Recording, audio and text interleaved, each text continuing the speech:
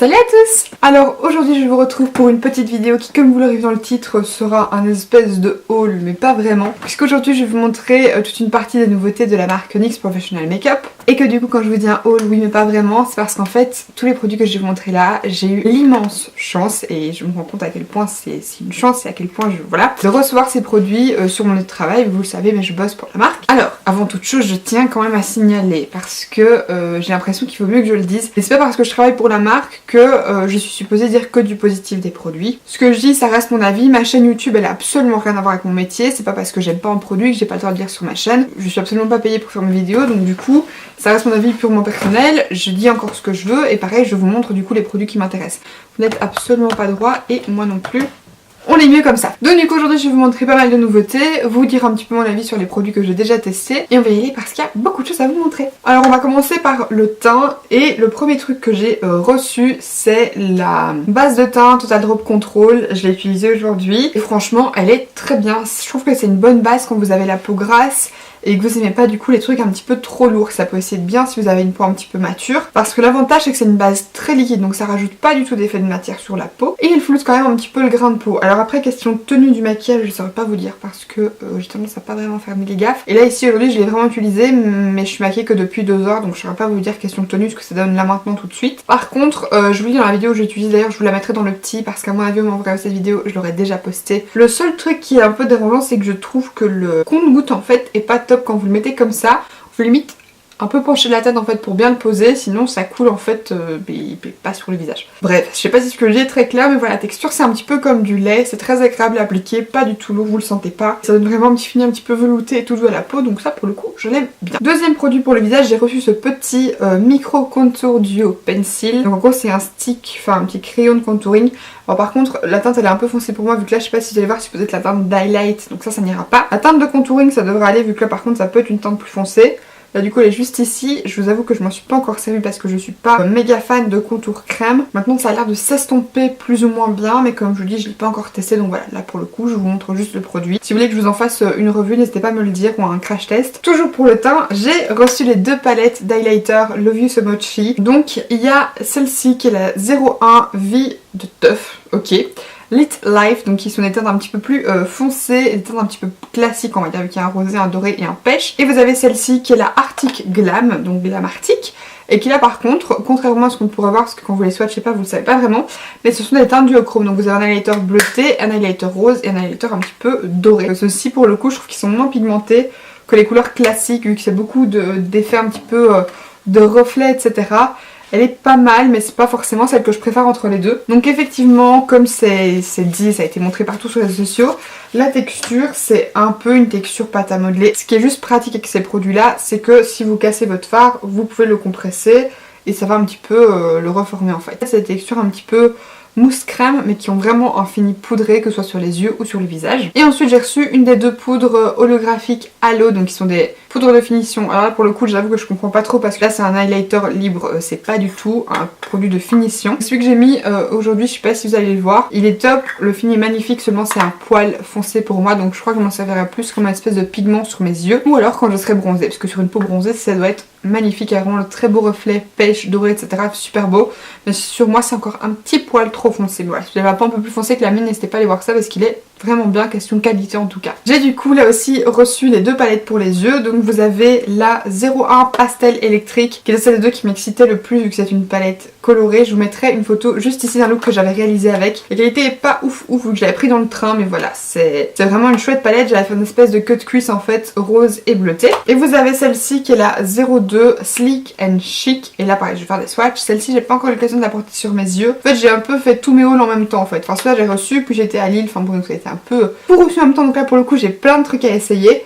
Mais voilà, j'ai swatché et elle est magnifique, c'est vraiment très pigmenté. Je vais faire le swatch ici sur mon bras pour que vous puissiez voir et vous rendre un peu compte de la qualité des fards. Alors je vous ai ici sur l'avant de mon bras fait les swatchs des 2 palettes en fait. Alors question pigment, je trouve quand même que la nude est plus intéressante, les fards sont plus pigmentés vraiment. Mais par contre ils ressortent tous très bien. De base je vais pas vous mentir, j'étais un peu dubitative. Je pensais que vu que c'était une texture un petit peu particulière, ça allait pas méga bien se travailler, mais ça s'estompe très bien. Toujours pour les yeux, j'ai reçu 4 des 6 teintes je pense de Vinyl Eyeliner. Donc j'ai les 2 violets, donc qui sont Extra et Crown. Alors Crown, le nom en français c'est trop drôle parce que c'est vieille bic, il est voilà. J'ai aussi le Alliance qui est le brun et j'ai le Hazy Éthéré qui est un espèce de bordeaux. Alors j'ai déjà porté le Crown, ils sont méga faciles à travailler, ils font un très beau trait, ils tiennent très bien. Contrairement à leur liner blanc, ils ne s'écaillent pas du tout quoi, ils craquent pas du tout. Très chouette liner aussi, j'ai trop hâte d'utiliser celui-là parce qu'il a l'air trop canon. Et alors ensuite en produit lèvres, j'ai tout un tas de trucs. Donc je vais d'abord commencer par ceci. J'ai eu des 8 teintes je pense de Soft Matte Lip Métallique. La teinte Havana, donc je vais vous les swatcher sur ma main parce que celui-là il est canon. Alors par contre le Havana il faut le travailler en plusieurs couche parce qu'il est pas méga opaque, mais autant la teinte classique me plaît pas, autant celle-là en version métallique elle est superbe, il est méga intense, c'est un très beau violet et Dubaï c'est un marron métallisé aussi pour le coup. Et alors les métalliques sont exactement la même chose que les soft matte classiques, c'est-à-dire la vanille à crever. Le petit cupcake méga vanillé, c'est exactement ça. Et alors il me semble qu'ils ont sorti 8 nouvelles teintes dans la gamme de soft matte lip cream classique. Et donc moi ici j'en ai reçu 5. Donc j'ai la teinte Montréal qui est juste ici, qui est un espèce de vieux rose en fait. San Francisco qui est un nude un petit peu plus foncé en fait que Montréal et un poil plus orangé. Je suis nulle pour décrire les couleurs hein. Donc comme c'est 5 nudes, on va finir par avoir des descriptions qui se ressemblent, pas faire autrement. Shanghai qui là est un peu plus rosé en fait que les deux précédents. Toulouse que j'ai déjà porté et qui est juste magnifique. C'est vraiment une couleur un peu vieux rose taupe comme ça, elle est super jolie, qui est juste là. Et c'est vraiment la teinte la plus froide en fait pour l'instant de toutes celles que je vous ai montrées. Et alors je vais le swatcher juste ici du coup entre, parce que sinon j'ai plus de place. Et j'ai donc aussi la teinte Léon que j'ai swatché du coup juste ici entre le Havana et le premier mat, qui est du coup une teinte nude un petit peu plus beige marronné. Alors j'ai aussi des crayons pour aller avec ces fameux soft matte, donc j'ai Los Angeles, Léon et San Francisco, voilà, donc je vais trop tester leurs crayons à lèvres. Je suis méga contente. Après je sais pas si j'utiliserai d'office avec ces rouges à lèvres là ou si j'utiliserai avec d'autres rouges à lèvres, mais voilà, basiquement c'est 3 nudes. Un vraiment froid, un plutôt chaud et puis un petit peu pêche rosé. Ensuite j'ai reçu 4 des 8 teintes me semble-t-il des gloss Strictly Vinyl. Donc j'ai la teinte Baby Doll qui est juste ici, qui est beaucoup plus foncé que ce qui paraît en fait dans le tube. Vous voyez dans le tube il est assez rosé, là il est plutôt marronné foncé. Donc en fait les Strictly Vinyl c'est un peu comme des gloss assez opaques en fait. La teinte 04 Femme Fatale qui est un noir vinyle un peu... ça me fait penser à un effet latex. Il y a le Rebelle qui est le 05 qui est un peu un bleu nuit comme ça. Il est vraiment là aussi, il est un peu plus foncé. Je crois qu'en caméra il va ressembler vraiment beaucoup au noir mais pas du tout. Vous voyez qu'il est plus foncé en fait. Pour la plupart des teintes elles sont plus foncées que dans le tube. Et il y a aussi la teinte Bombshell qui est du coup la dernière teinte et là par contre c'est encore une des plus fidèles au tube. Alors par contre le truc qu'il faut savoir avec ceux-là c'est qu'ils sont quand même assez collants. Et surtout, je vais essayer de les porter avec un crayon à lèvres parce que j'ai déjà porté...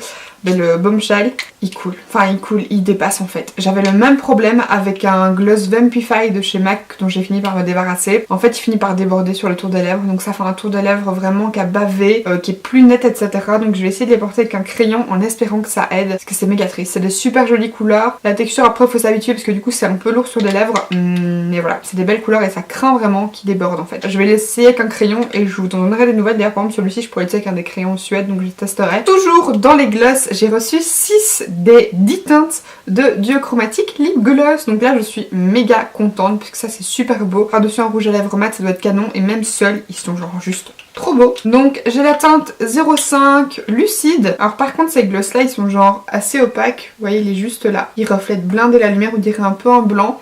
Et il faut savoir que ce genre de gloss là, si vous les portez sur un rouge à lèvres foncé ou noir, ça fait vraiment ressortir d'autres aspects du duochrome, un peu comme les fards à paupières en fait. Si vous avez un fard duochrome et que vous l'appliquez sur une base noire ou une base blanche, ça va pas du tout faire le même effet. Le 03 Cocktail Party, qui est du coup juste ici à côté, j'ai l'impression que vous le voyez pas très bien, mais c'est vraiment un doré qui a un duochrome rosé comme ça, il est super joli. Un peu dans le même style, j'ai le 10 Spring on It, qui ressemble un petit peu dans le tube mais qui une fois swatché est pas...